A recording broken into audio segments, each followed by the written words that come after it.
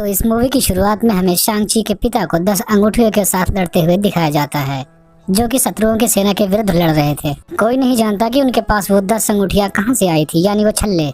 और इन छल्लों को धारण करने से उस इंसान में प्राचीन शक्तियां आ जाती हैं और इसे पहनने वाला अमर हो जाता है। शांग-ची के पिता ने उन 10 अंगूठियों का इस्तेमाल करके कई फाइटें जीती और उन्होंने अपना खुद का संगठन स्थापित किया जिसका नाम 10 रिंग्स रखा। और इसके साथ उन्होंने कई सरकारों और राज्यों को भी नष्ट किया और परिणाम स्वरूप इस संगठन में सफलता हासिल की। और फिर शांग-ची के पिता दुनिया पर नियंत्रण पाने के बाद एक गांव पर शोध करना शुरू कर देते हैं। कहा जाता है कि उस गांव में पौराणिक जीव और रत्न हैं।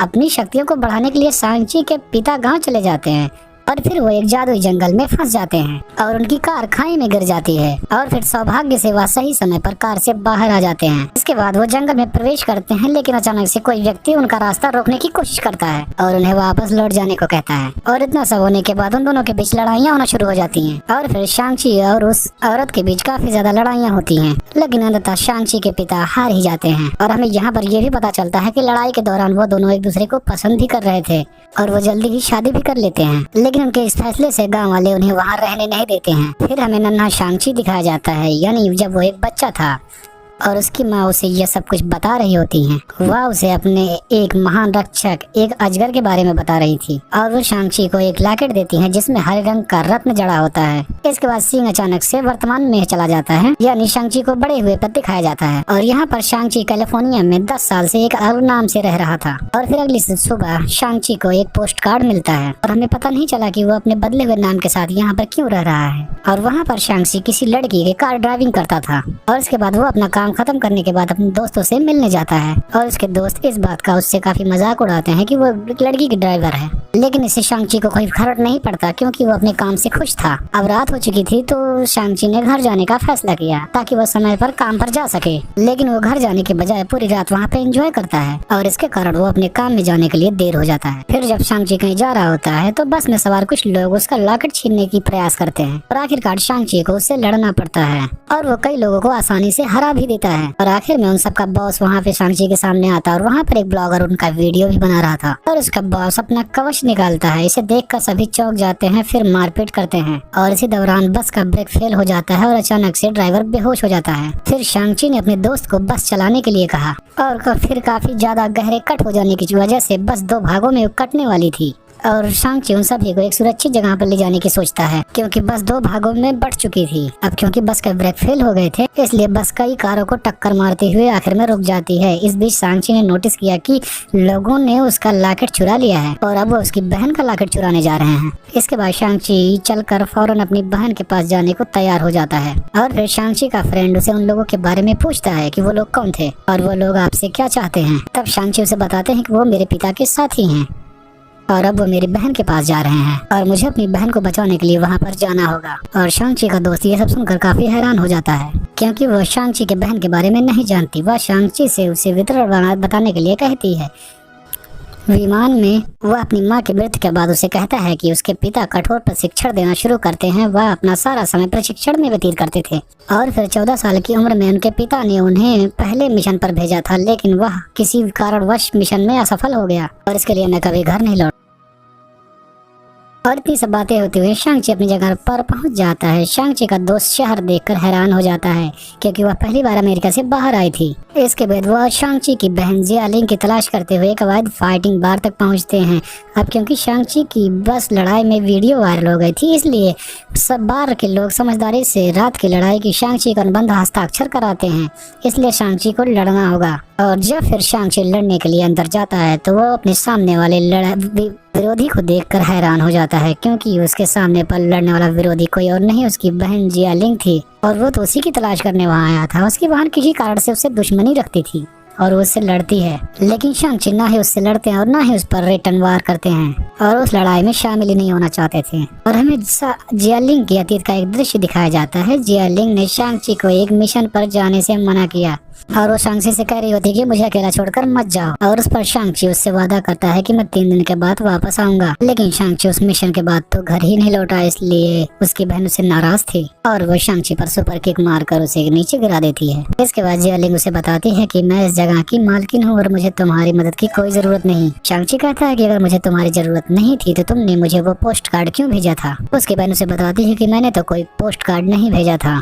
तब शांगची समझ जाता है कि ये उसके पिता की चाल थे। इसके बाद जियालिंग चली जाती है।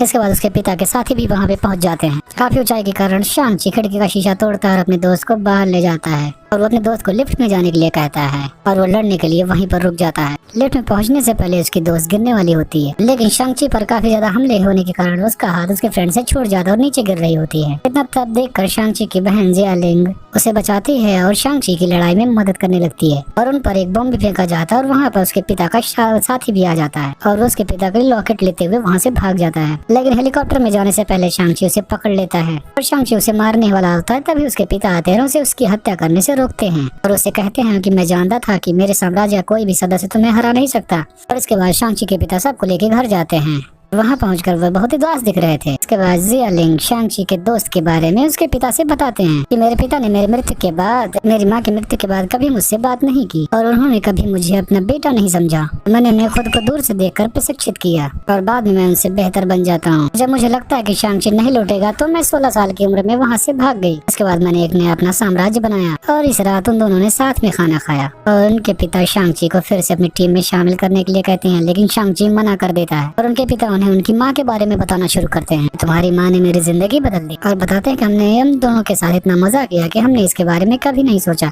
और उनका दावा है कि जब वो घर पर नहीं थे तो गांव वालों ने उनकी माँ को कैद कर लिया था और एक विशाल द्वार के पीछे तुम्हारी माँ थी, या तुम्हारी माँ ने मुझे खुद बताया था। और तुम्हारी माँ ने गांव वालों से ये अनुरोध किया था कि जब उनकी शादी हो जाएगी तो वो वहीं रहेंगे, लेकिन ग्रामीणों ने इनकार कर दिया। गांव वाले मुझे पसंद नहीं करते। बाद में मैं तुम्हारी माँ के बारे में सपने देखता था और शांगची ने अपने पिता की ये बात पर विश्वास नहीं किया। इसके बाद शांगची के पिता अपने लॉकेट को एक अजगर की आंखों में डालते हैं और इसके बाद वो अजगर पानी के जरिए गांव में घुसने का एक नक्शा तैयार करता है। उस गांव का नक्शा एक पहेली की तरफ बदल जाता है और हर साल में एक ही बार वो दिन ऐसा आता है जब वो रास्ता एकदम सीधा हो जाता है और वह 3 दिन बाद आएगा और वो उसी दिन अपनी माँ को वहाँ से कैसे छुड़ा कर वापस ले आएंगे। और अगर गांव वाले उन्हें ऐसा करने से मना करते हैं तो वो पूरे गांव को तबाह कर देंगे। लेकिन गांव को नष्ट करने की योजना को सुनकर शांगची क्रोधित हो जाता है और वो अपने पिता को ऐसा करने से मना करता है और उनके पिता उन्हें एक सेल में रखते हैं। तभी उसे वहाँ पे एक खलनायक मिलता है और उन्हें बताता है कि तुम्हारे पिता मुझे मारने आए थे, तो मैंने खुद को अपने अभिनय और कैलाश से खुद को बचाया। और इसी दौरान एक गांव का चेहरा विहीन जीव आता है। इसे देखकर वे डर जाते हैं और खलनायक शांगची से कहता है कि प्राणी तुम्हारी माँ के पास था और वो अपने घर लौटने का इच्छा रखता है और वो जीव शांगची को गांव ले जाता है। इसके बाद वो जियालिंग की सहायता से आगे बढ़ने लगते हैं और इसके बाद वो वहाँ से एक कार में सवार हो जाते हैं और उनके पिता के साथ उन्हें पकड़ने पहुंच जाते हैं, लेकिन वह किसी तरह से बचकर निकल जाते हैं। और दूसरी तरफ उनके पिता उन्हें पकड़ने के बजाय युद्ध के लिए तैयार होने को कहते हैं। वो कहते हैं कि अगर मेरी पत्नी लौटेगी तो ठीक है, नहीं तो युद्ध होगा। इसके बाद शांगची के पिता बहुत ही मुश्किल के बाद उस जंगल को पार करते हैं और वह गांव में पहुंच जाते हैं और फिर वो एक बड़े से झरने को पार करते हुए वहां गांव में पहुंचते हैं और वो वहां पे बहुत ही प्राचीन जीवों को देखते हैं जिन्हें देखकर वो दंग ही रह जाते हैं। इसके बाद वो वहाँ के गाँव वासियों से मिलते हैं, जबकि गाँव वाले उन्हें वापस लौट जाने के लिए कहते हैं। इसके बाद उनकी चाची भी आ जाती है और उन्हें रोकती हैं। इसके बाद शांगची उन्हें बताता है कि हमारे पास घोड़ा है। तब उन्हें शांगची बताता है कि हमारे पास बहुत कम ही समय है क्योंकि हमारे पिता आ रहे हैं। तब इसके बाद उसकी आंटी उस गांव का इतिहास बताती हैं कि कैसे एक जान लेने वाले राक्षस ने उनके गांव पर हमला किया और उन्हें तबाह कर दिया। यानी वो लोगों को मारकर उनकी रूहों को चुरा लेता था और हमारी दुनिया को तबाह करने के बाद वो राक्षस इंसानों की दुनिया में चला गया और हमारे पूर्वजों ने उस राक्षस को हराने के लिए 11 योद्धाओं की एक टीम भेजी थी। हालांकि ये टीम उस काले राक्षस के सामने टिक नहीं पाई। फिर वो बताते हैं कि वहाँ पर एक महान अजगर राक्षसों की उनकी रक्षा कर रहा है और उस विशाल द्वार के पीछे बंद है और हम लंबे समय से इसकी रखवाली कर रहे हैं। और इसके साथ ही वो भी बताती है कि राक्षस भी मोहर तोड़ने के लिए आपके पिता को आपकी माँ के भेष में बुला रहे हैं और इस शील्ड को केवल 10 अंगूठियों से ही तोड़ा जा सकता है। और यहाँ पे हम ये भी समझते हैं कि शांगची के पिता जिन आवाजों और सपनों का अनुभव कर रहे थे वो वास्तविक नहीं थे और ये उस राक्षस की चाल थी। उसके बाद शांगची की आंटी उन्हें ड्रैगन की एक खाल से बनी हथियार देते हैं ताकि उस राक्षस को आसानी से मार सके। इसके बाद शांगची की आंटी उन्हें उनकी माँ का उपहार देती है। वह गांव का पहलवान था।